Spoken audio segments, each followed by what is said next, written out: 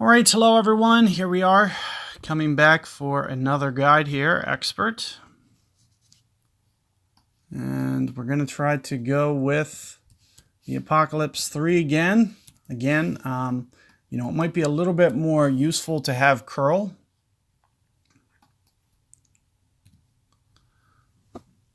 Another thing we can do for this one is we can go for this island hop as well.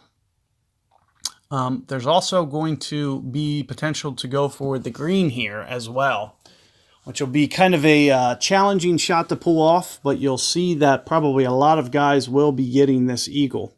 So we gotta do something with some strategy here, whether that means pulling out berserkers and trying to put it up on the green, or if it just entails, kind of perfecting kind of a layup here. For this first shot, especially with the Apoc 3, I'm just going to try to go for a positioning shot.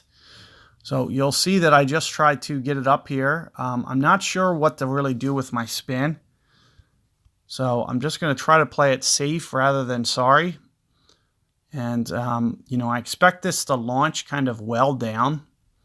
I'm just going to try to put some curl on this. You can see I just used right around side spin, 8.9 wind. You can see that I'm just going to try to maybe just gently overpower it and use most of the curl. What this curl is going to do is it's going to be able to get it well over here towards the left, which is what I want, to give myself a really good angle, kind of a straightened wind, or at least, the more left you get it, the straighter it's going to be.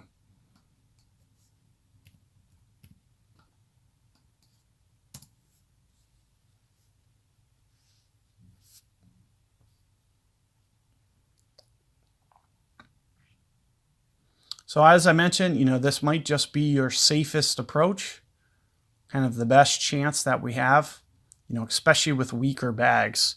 And that curl will be very useful. As you can see, I used pretty much all of it, which is about 90 or so.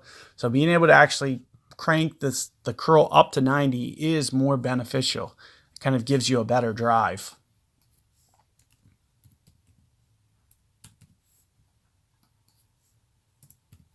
So let's take a look. First thing that we need to do is kind of scan the zone. I'm going to try to do this with a backspin approach. That's what I recommend for this one. You'll see that I am pulling down towards min a bit. So I need to make sure that I'm considering that for my adjustment here. Another thing that I'll need to consider, so, down towards min a bit, I'm thinking somewhere in the neighborhood of maybe 3-ish rings. And maybe about just a little bit off of max. I don't expect this to have too much problem shooting down this hill. And as I mentioned, I'm just going to kind of pull down towards min a bit, so somewhere around 3 rings, 40% club, give or take. It looks pretty good. It looks like just ball guide offset. You got to be a little bit careful. Like I mentioned, you don't want it jerking down that hill too much, so I maybe took off half a bar, and you can see that it's much more controlled. And right around 3 rings there, let me just punch this in and just kind of let you guys know where I was. 35%, somewhere in here. This is a little bit uphill, so keep in mind that I'm kind of doing maybe just a little bit of an over adjustment, kind of intentionally. It's kind of like it's intentional because we are uphill. So I need to kind of factor in that wind effect. So I'll need to do kind of an over adjustment. So instead of using the elevation, which would be minus 10%, I'm just using plus 0% as an overplay.